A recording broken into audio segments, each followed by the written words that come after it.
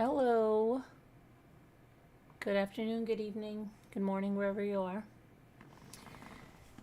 So there's another Colorado case. A woman, Michele Scott, 55 years old, was found dead in a Conifer Area Ravine, and the investigation leads to her ex-boyfriend, and I'm going to go over the information with you guys. Let me just get into the live chat. I was looking at her Facebook page and her son and her daughter-in-law. She loved animals. Looked like she raised a certain kind of dog. And very sad case. Hello there, Video Real. Janae Ann, Amy Celeste, Leslie Romani, April F, Whisper to Me, Vintage Gal, Aurora Rodriguez, Jenny Anderson, CL, Haley Ryan, Patty G, Vintage Gal, Carolyn Parrish, Dina Elizabeth, Mom of Two Men. I know I'm early. I'm 1 minute early, so I'll wait until 5:45. Sour Milk and Cookies. Hello there. Nona May. Yeah, Nona May. It seems like I don't know. This is people's certain kind of problem solving. That's crazy. Hi, Tracy Thomas. You were just listening to interrogation tapes? For which case? Diana Taylor. Hello there. Every time I think of Diana Taylor, I think of General Hospital. Okay. Hi, Bergstrong. Hi, Sandra. So yeah, she really, I can tell you, loved animals from a very young age. In fact, this is a picture of her with a horse when she was very young, and then let's see here.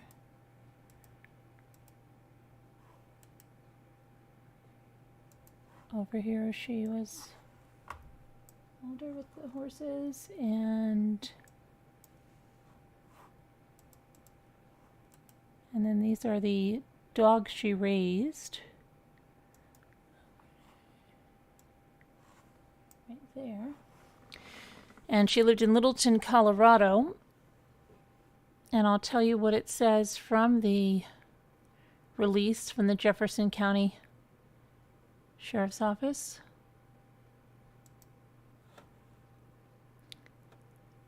So the Sheriff's Office originally found her car, and, excuse me, not her car, they found her body on the 15th of February. And when they announced that, body found near Conifer, they had this, that just before 2 p.m. on Tuesday, February 15th, the Jefferson County Sheriff's Office investigators recovered a body near the intersection of Pleasant Park Road and High Grade Road near Conifer. The circumstances in which the body was found are suspicious, and a full homicide investigation is underway. The Jefferson County Coroner's Office was then working to identify the victim and the cause and manner of death. Okay, they found out, the victim. But let's go to what happened here. So,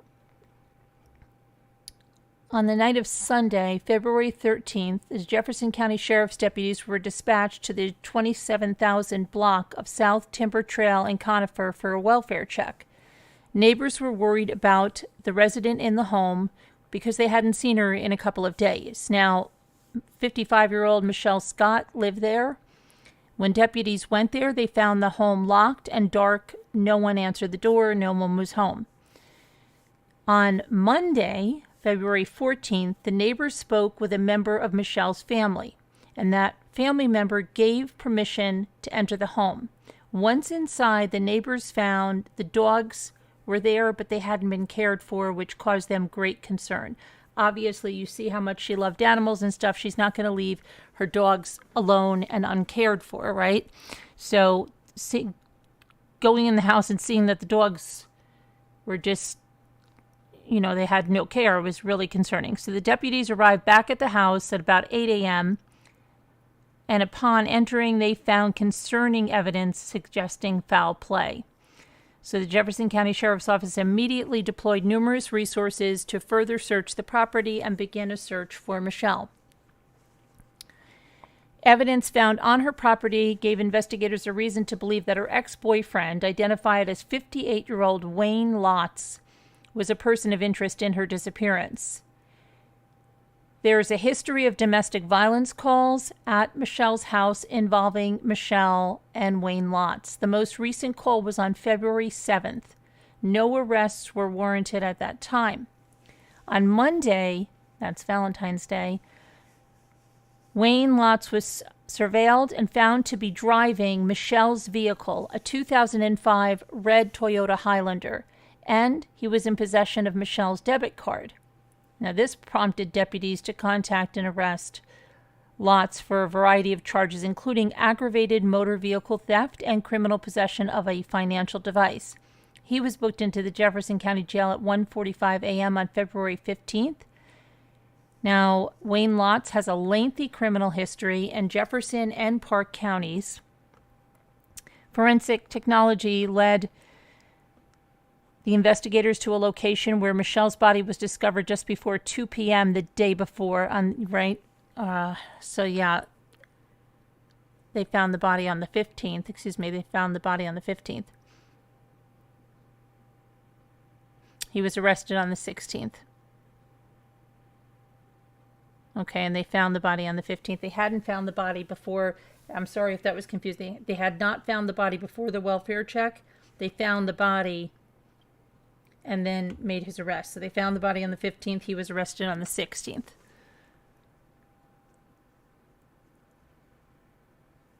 And so he was then charged with, he's facing charges of first-degree murder, tampering with evidence, and tampering with a deceased human body.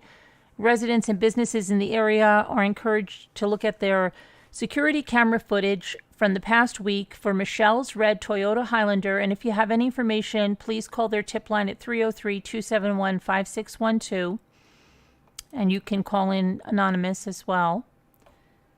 And hold on, that is the suspect, Wayne Richard Lotz, and her family has a GoFundMe that they say on the daughter-in-law's page it's the only one for her, the only legitimate one, so I guess people are already trying to scam that, It's crazy. But that's what people do.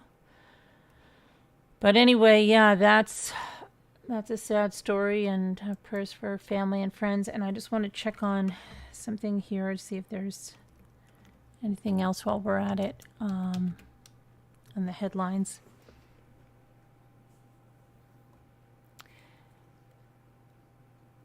I do have a message from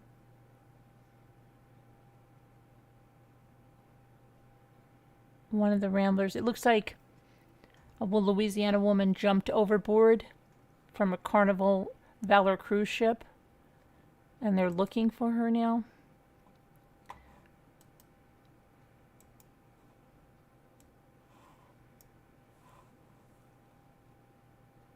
So the U.S. Coast Guard is currently searching for a Louisiana woman who reportedly jumped overboard Wednesday while on a cruise ship excursion. And the Carnival Valor cruise ship, a little after 2 p.m. on Wednesday, witness said that something happened in a hot tub on the 10th floor before a Baton Rouge woman, whose name has not been released, jumped overboard. Security got her out of the hot tub. Whenever they got to take her into custody, apparently she was upset and she went over the rail. And that was at about 2:30, said a passenger, Kim Barnett.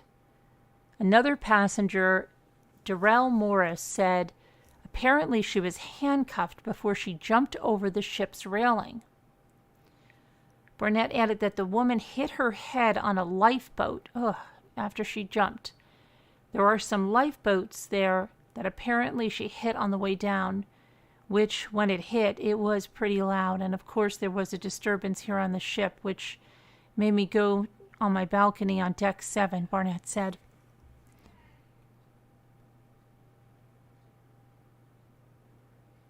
Police, Carnival Cruise Lines, and the U.S. Coast Guard have not confirmed the passengers' statements, but did confirm that they're searching for a woman who went overboard in the Gulf of Mexico. It happened about 150 miles offshore while the ship was in the Southwest Pass in Louisiana. Watchstanders at the Coast Guard sector New Orleans received a call at approximately 3 p.m. Wednesday reporting a passenger on the Carnival Valor cruise ship had fallen overboard. The watchstanders directed the launch of rescue crews to begin searching. And, yeah, that doesn't sound, that's not good. Especially hit her head and everything. She has handcuffs on. How's she going to swim? Not too good, right?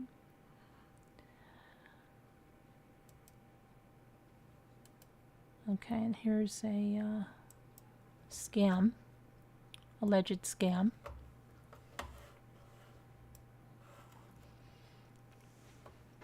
Former Georgia official was indicted last week for allegedly faking being pregnant twice to receive paid maternity leave.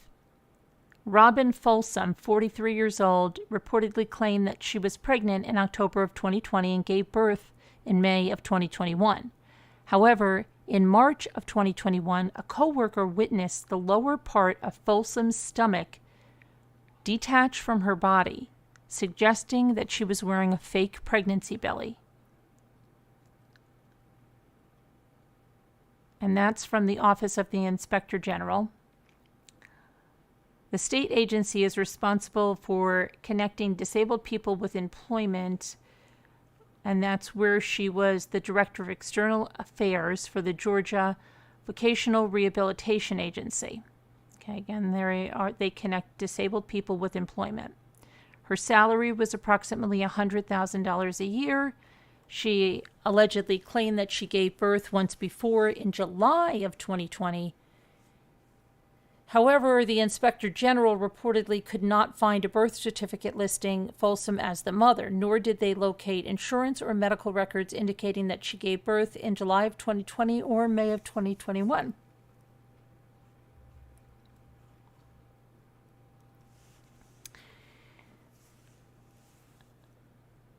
The employees all got an email after Folsom supposedly gave birth in May of 2021 from someone claiming to be the father of her child.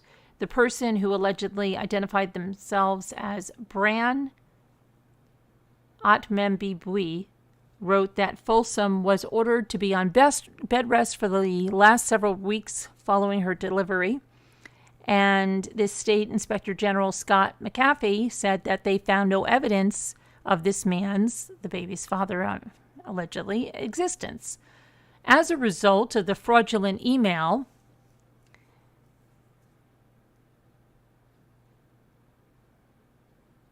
she received approximately 7 weeks of paid FMLA leave that it otherwise would not have approved. Folsom allegedly also told her employer that she was pregnant again in August of 2021. However, she had resigned by October after being interviewed by detectives with the Inspector General's office. She reportedly maintained her story despite the resignation.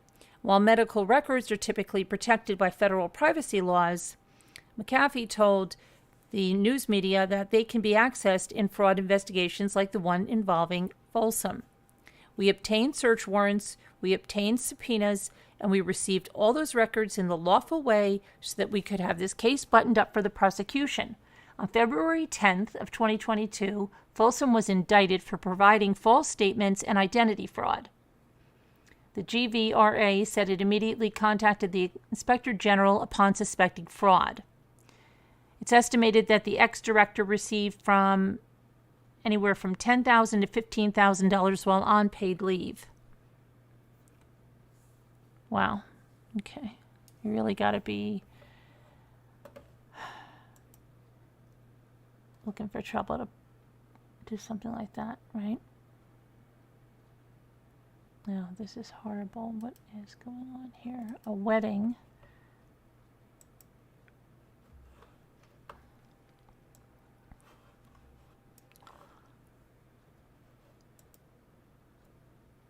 More than a dozen people died in a devastating wedding ceremony accident on Wednesday night during a ritual to ward off evil spirits. The irony of that, right? 13 people, all women and children, were sitting in an iron grate covering a well during a wedding celebration in India when the grate gave way and numerous wedding guests fell into the well. Police said that a 1-year-old child was among those dead and that a 14th victim was injured. The tragedy occurred during a haldi ceremony described as a pre-wedding Hindu ritual in which a paste of turmeric is applied on the bride and groom to ward off evil spirits. The families of those who died will receive upwards of $5,300 in district compensatory funding, said the chief minister. That's horrible. Can you believe they're sitting on a grate? It falls. Was it the bride and groom as well that were sitting there? Wow, that's pretty bad.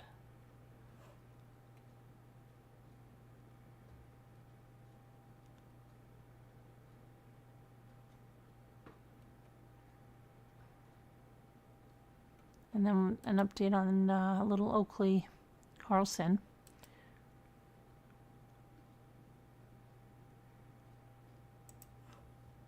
The little girl that she has been missing, and that's not a good case either because the sister has said that the parents said something about her being eaten by wolves.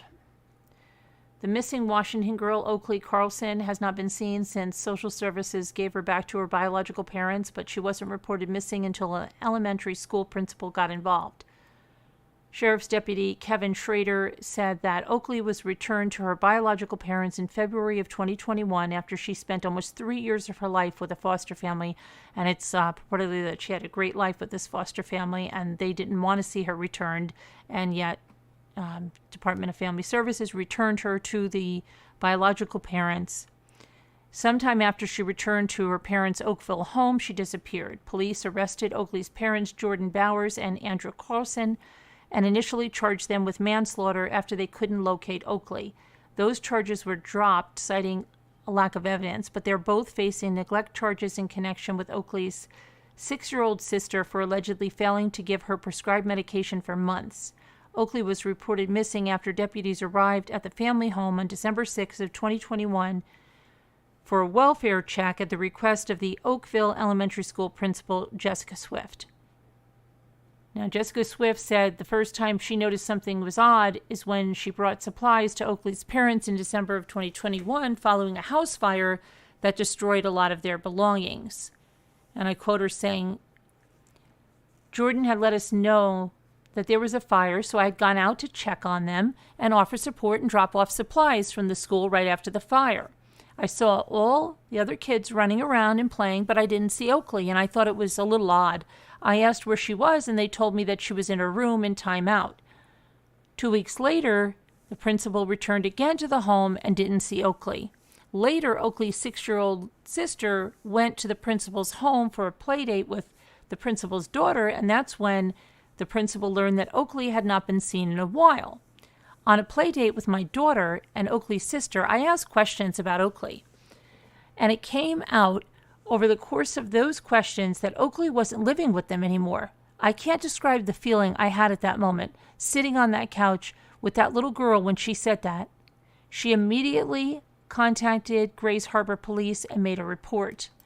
And here's the parents.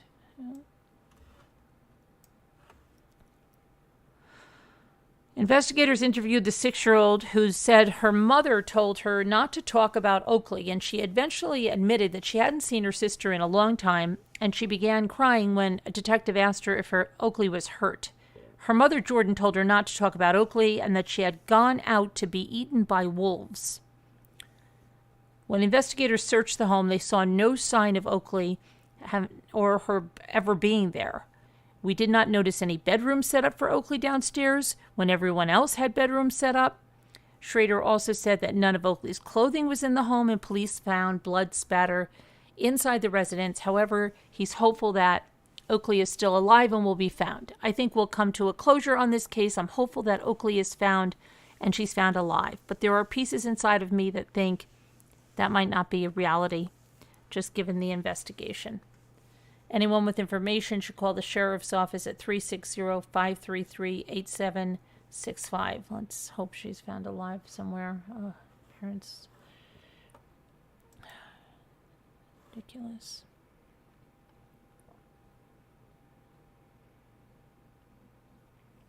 Well, here's a miracle rescue.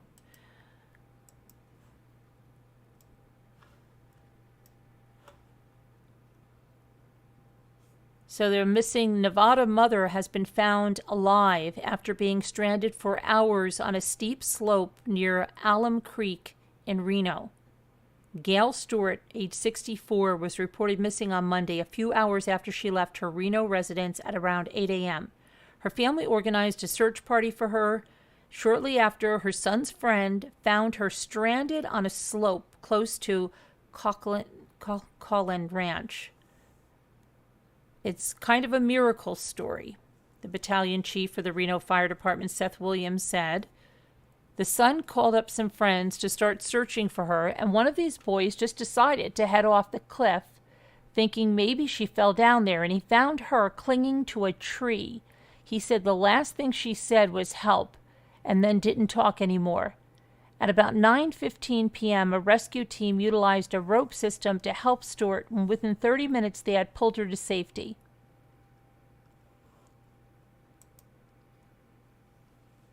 See, so I'm trying to get this picture up here.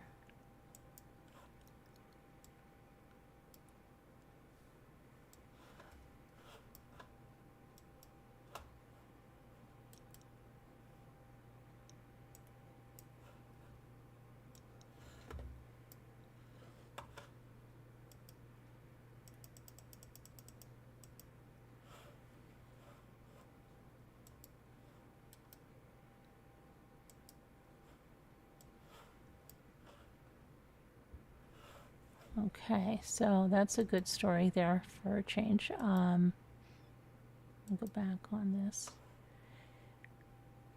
Williams and searchers alike are calling the incident nothing short of a miracle.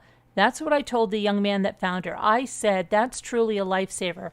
With the rain and the snow coming tonight, she's already been exposed for the better part of 12 hours. It could have been a very different outcome had we not found her when we did. She was transported to a local hospital for treatment and is expected to recover fully. That's a good story.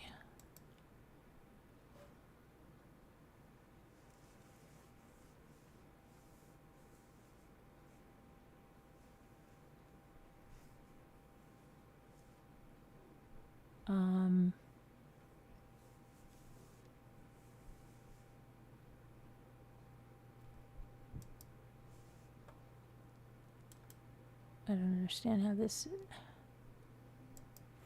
And here's... A Nebraska woman was booked into jail on Tuesday after she reportedly left the baby she had just given birth to outside in freezing temperatures. According to the Omaha World Herald, Trinity Shakespeare, 27 years old, delivered a baby boy on the sidewalk early Sunday.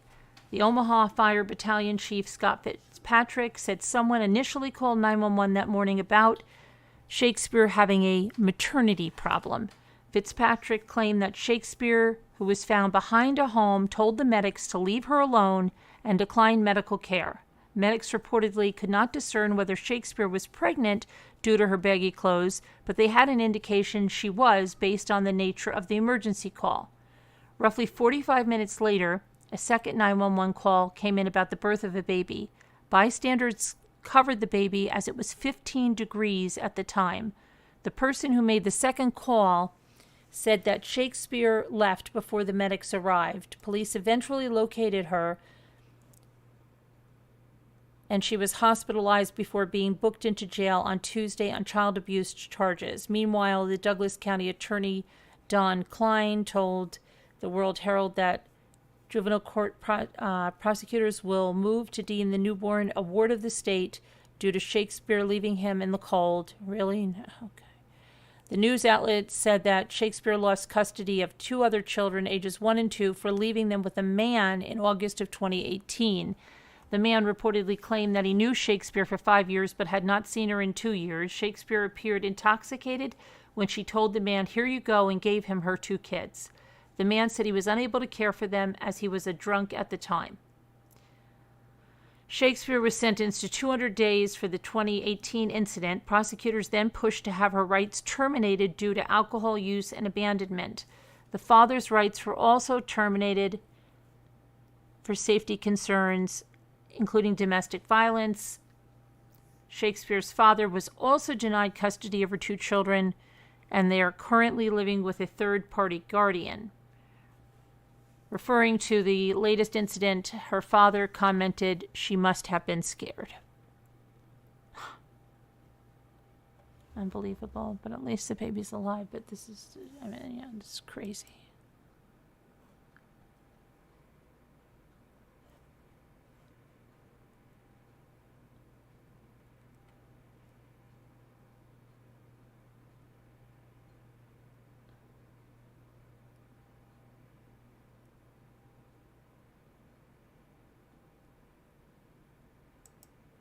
Okay, this is, okay, let's see what this is about.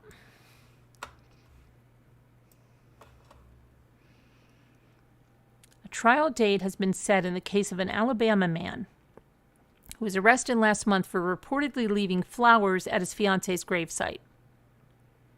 Winchester Higgins will stand trial in March for criminal littering. He is reportedly facing criminal charges for leaving a planter box at a Memorial Park cemetery in Auburn, where his fiancée Hannah Ford, 27, is buried. Ford was killed in a 3-vehicle crash on January 17, 2021, a month after she got engaged to Higgins. Higgins explained that he left the planter box, which was decorated with photos of him and Ford, at his fiancée's grave because she preferred live flowers over cut ones. Higgins reportedly asked the city if he was allowed to keep the planter box at her grave, and he was told that they would not take any action unless her family complains. On January 24th, Higgins was pulled over for an expired tag, and it was then that he learned that there was an arrest for littering. They handcuffed me on the side of the road on a Sunday morning. The criminal complaint, which was signed by Ford's father, claimed that he and Ford had a tense relationship with some of Ford's relatives and that someone kept discarding the flowers he left at her gravesite. However, Higgins alleged that nobody directed him to stop leaving flowers at his fiance's gravesite before his arrest. Auburn police explained in a statement that some burial plots are considered private property as they are managed by the decedent's family. The individual charged in this case turned himself in to the Auburn Police Department on January 24, 2022, after a warrant was signed by another citizen. In this situation, as is often the case, the police department is simply a process server that allows parties in conflict to be there before the court. The facts of the case will be presented by both parties and weighed in court, police said. Higgins has pled not guilty to littering, and Ford's father has not publicly commented on the case.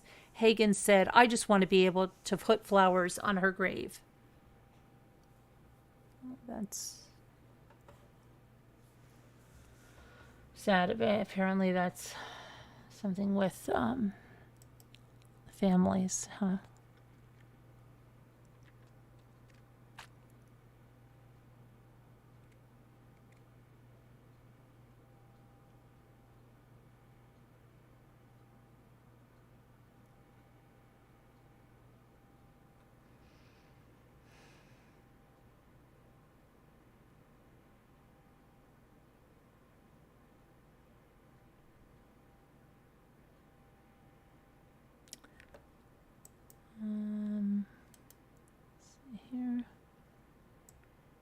Bob Saget's family is... The family of recently deceased comedian and actor Bob Saget have filed a lawsuit to block the public release of some records connected to the investigation of his sudden death at the age of 65. Saget's family said last week that a medical examiner concluded that Bob Saget accidentally hit the back of his head on something, thought nothing of it, and went to sleep. There were no illegal drugs in his system, and he tested positive for 2 prescription drugs, one that could cause drowsiness.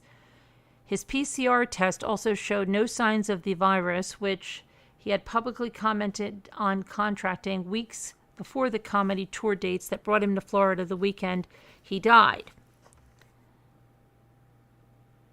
Saget's wife and daughter filed a lawsuit to limit the amount of information authorities released to the public about the death investigation. The release of certain items would cause irreparable harm in the form of extreme mental pain and anguish and emotional distress, the family reported in a statement. Family attorney Brian Bieber said that the family is particularly concerned about the potential release of photos or videos of Bob Saget they believe could cause his loved ones emotional harm. The lawsuit reportedly states that investigative documents graphically depict Saget, but the report does not confirm whether the family is referring to post-mortem images. The facts of the investigation should be made public, but these materials should remain private out of respect for the dignity of Mr. Saget and his family, Bieber said in a statement. It's very simple. From a human and legal standpoint, the Saget family's privacy outweighs any public interest in disclosure of this sensitive information. A judge has not made the ruling on the lawsuit yet, and I'm just waiting on that now.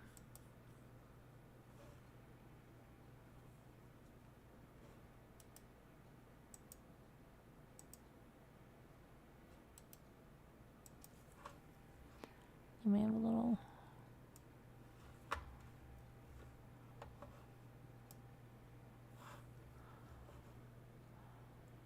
A missing 7-month-old Illinois girl was reported missing on Sunday. She might have vanished a week before the authorities were alerted.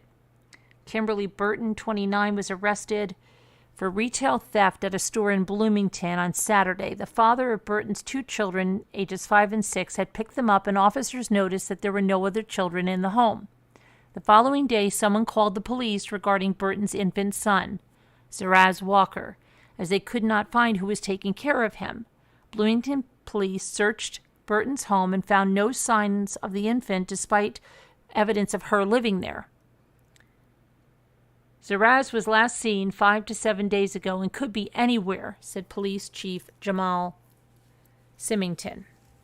On Monday, Kimberly Burton was charged with felony child endangerment for allegedly leaving her 2 other children home unattended after her arrest on Saturday. Walker remains unaccounted for as of Wednesday. We're not ruling out the possibility that some person may have the baby and taken care of her and hasn't reached out to the police or doesn't know who to reach out to, said the police spokesperson John Furman. The little baby has black hair and brown eyes. Anyone with information regarding their whereabouts should call Jared Bierbaum, 309-434-2807. Hopefully the baby's found alive and well. Oh my gosh. But that's going to be it for the true crime and stuff right now. Headlines and cases. I do have one other thing. If you remember Mert, who's a Rambler, she had some hard times. I don't know when it was, a year and a half ago or 2 years ago. And, she was really in need of food, and we posted a PayPal address, and those of us that wanted to give something gave something, and apparently it helped her. Well, now she sent me an email today, and I'm just going to read it.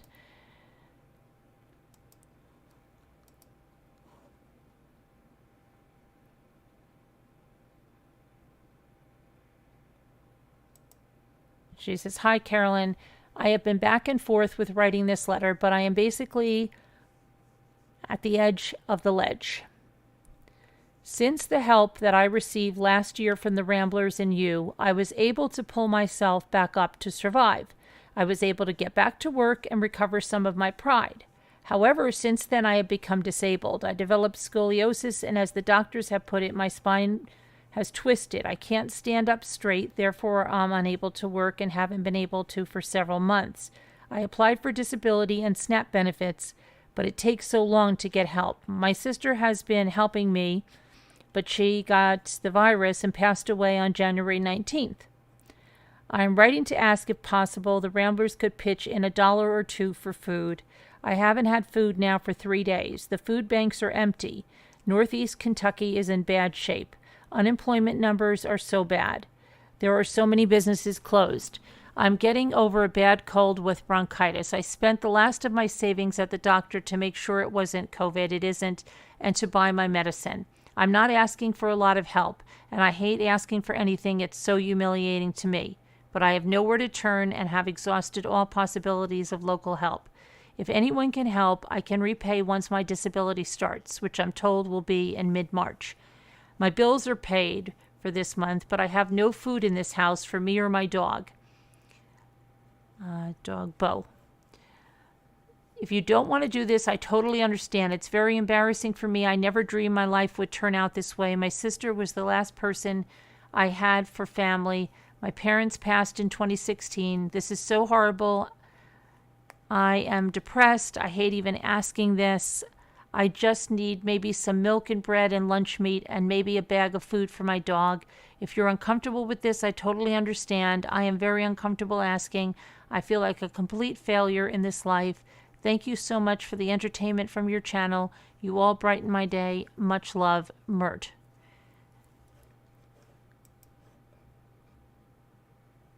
So I had asked for her PayPal address. If anybody wants to give $1 or $2, whatever they want, I would put that in here, and I can tell you I'm sure I have it from the last time. I just put it in there. If I can get that, let me see. Yeah. I'm just going to put it in here.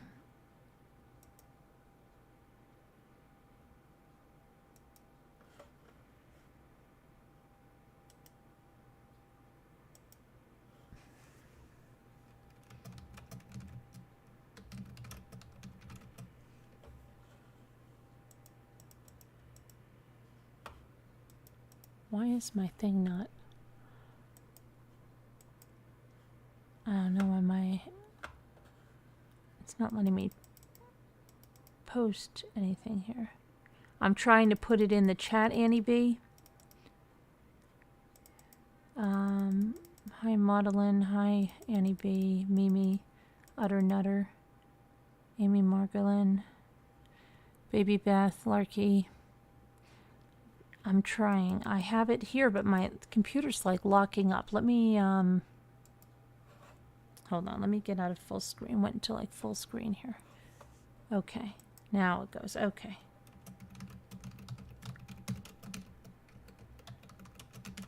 Oh my gosh. Stop. It keeps hold on. It's driving me crazy. It keeps going to full screen.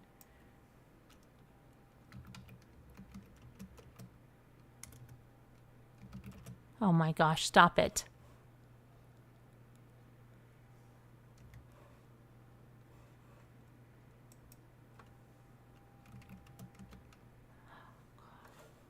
I type and it keeps going to full screen, locking up. I go out of full screen. I typed like 3 letters and it does it again. There now. There you go. That's Mert's PayPal. If you'd like to donate some money for food. Exactly, Debbie. A few dollars, you know.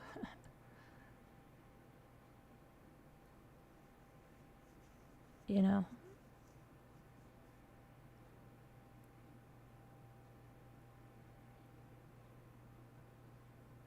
Hi, Pendar. Pendar, I know you wanted to sell stuff. we'll probably be having an auction this weekend or so.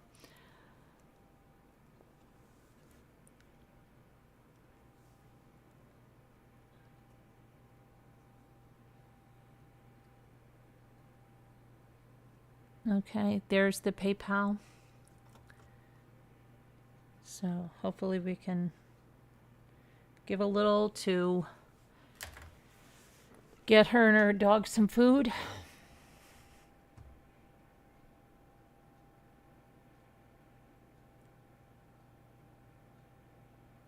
You know, if we all even gave a couple of dollars.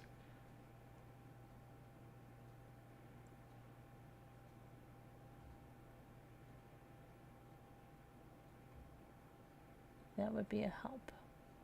We can give more, whatever.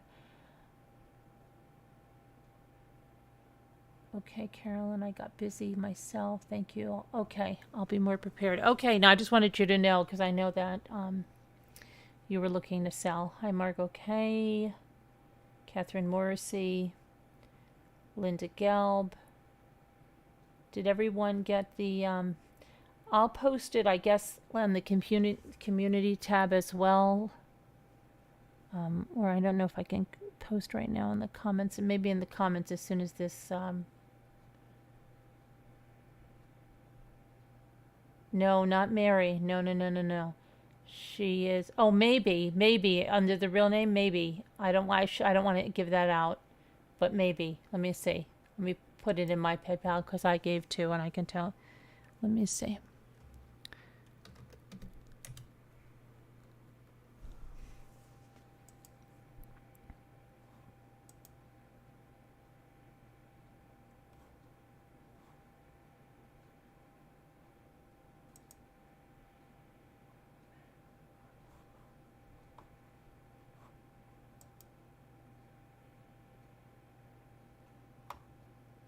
I'm trying it right now.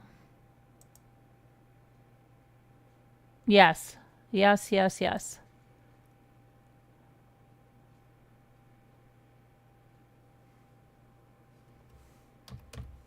make a donation.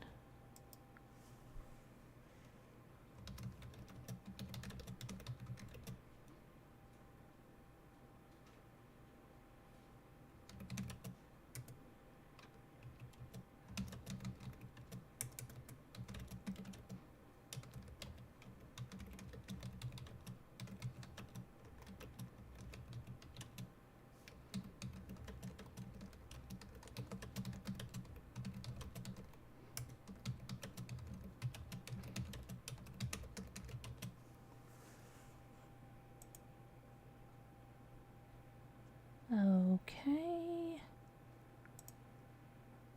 All right, I just sent something. So, yeah, that works. The link works. God bless. I hope you get back on your feet again, Mert. In the meantime, you get better and get some food. Yeah, 10th angel, right? Mary Maudlin.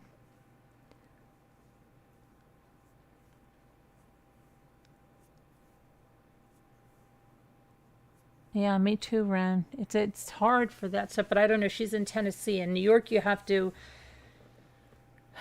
Most people have to get a lawyer, a disability lawyer, but she should be able to get SNAP benefits. So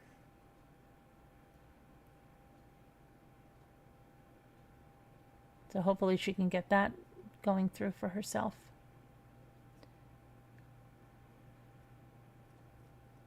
Hi, Robin.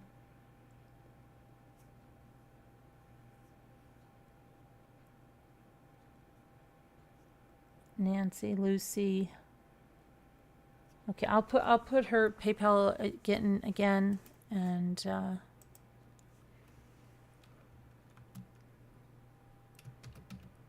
there goes my stupid thing. Ever keeps going to full screen. Stop it.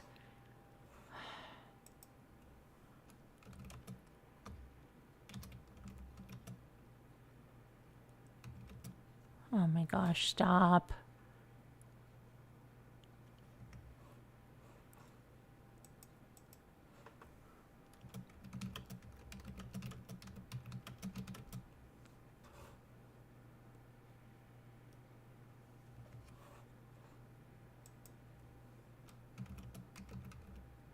Oh my goodness.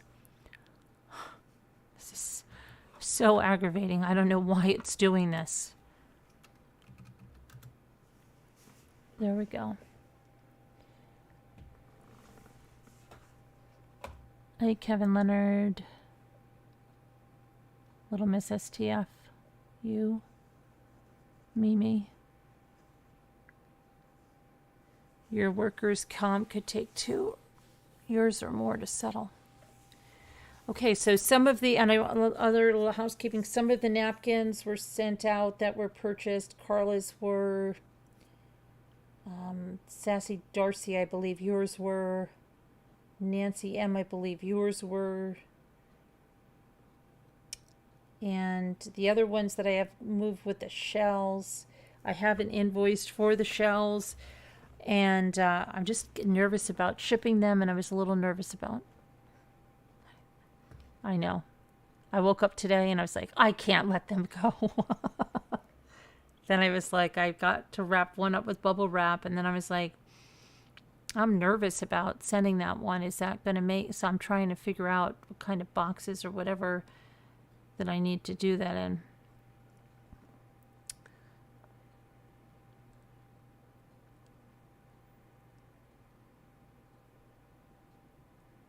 Oh, wow, Bergstrom, yeah. That's not a good combination. Thank you, Linda.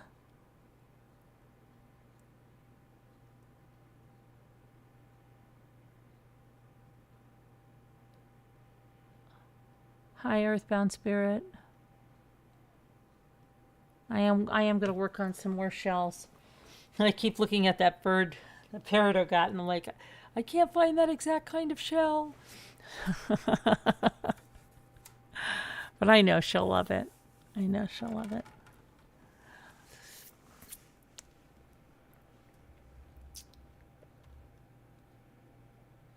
You're trying to reorganize your craft room, and you created that. Oh, believe me, I'm so far behind. At night I say all the things I'm going to do, and then I don't do them. And we've got so much stuff to take down and everything else. It's crazy. It's just absolutely crazy.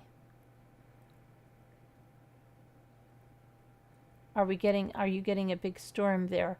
We're supposed to be, right? High winds. I believe it's going to change drastically, but then it's not supposed to last long. I think they said we'll be up in the higher temps in just a few days or by next week. So yeah, I think we are supposed to be getting... You're going to decoupage for the next 5 days? Wow, okay. Let it go, let it go. It's hard, Whisper to Me. I have an attachment to them, and it's like there's this one that bird, and it's just like that. You'll never find that the way that bird came out, and the kind of shell that it's like scooped in, and they're like it's hard. It's really hard. And then I'm just like worried. Oh my gosh, what if something happens to it in the mail? You know, so I'm really trying to make sure that it's packed. But see, I was like saying, oh, Whisper to Me, not Whisper to Me, your kill is this, but it can't, I have to put it in like some kind of a box. That's why I'm just like nervous about that.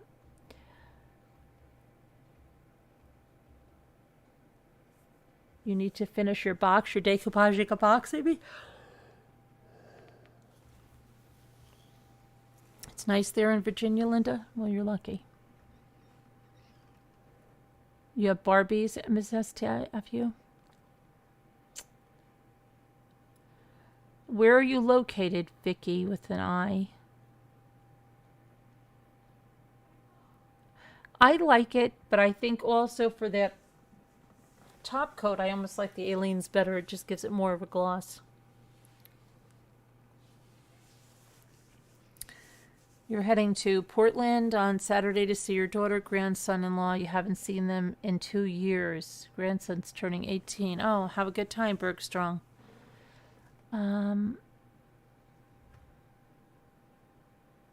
It won't go stale, and you might want to use it later. What is that? What won't go stale? Oh, your yarn. Letting it go, huh? Let it go, let it go. Yeah. It's been pouring, and we're supposed to have 50-mile-an-hour winds. Where are you, Shelley? Oh, you're in the UK, right. Okay, where are you, Shelley? Because somebody said they were by me. Who was that? Delta Dawn? Who was that? It wasn't Delta Dawn. Delta Dawn, you're not in New York, are you? Somebody said they were by New York yesterday, and I was like, really? Where? What county by me? Hi, Livia. How are you? Hi, Beth. Bubble wrap, envelope, bubble wrap, the box with peanuts.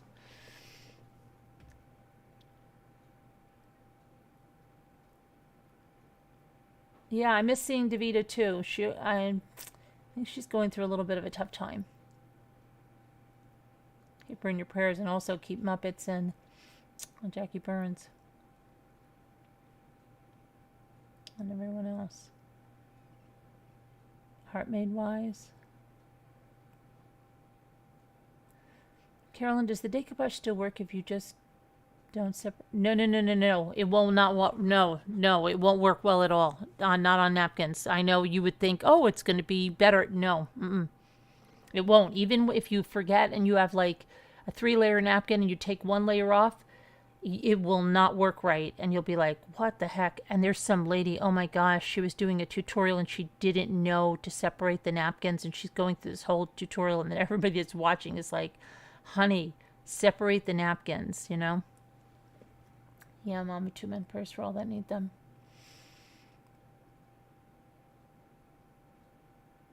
No, you're in the South. Okay, somebody said it the other day. They said it last night. They're like, well, I can't believe I'm close to Carolyn or something. And I was like, where? You're just outside of Charleston, West Virginia. Okay, well, somebody said it to me yesterday, and then of course I never saw the answer. So they said they were close to me, or that they lived very close to me. I don't remember who that was. Prayers for all who suffer. Lucy says, yeah, of course. Oh, her urine.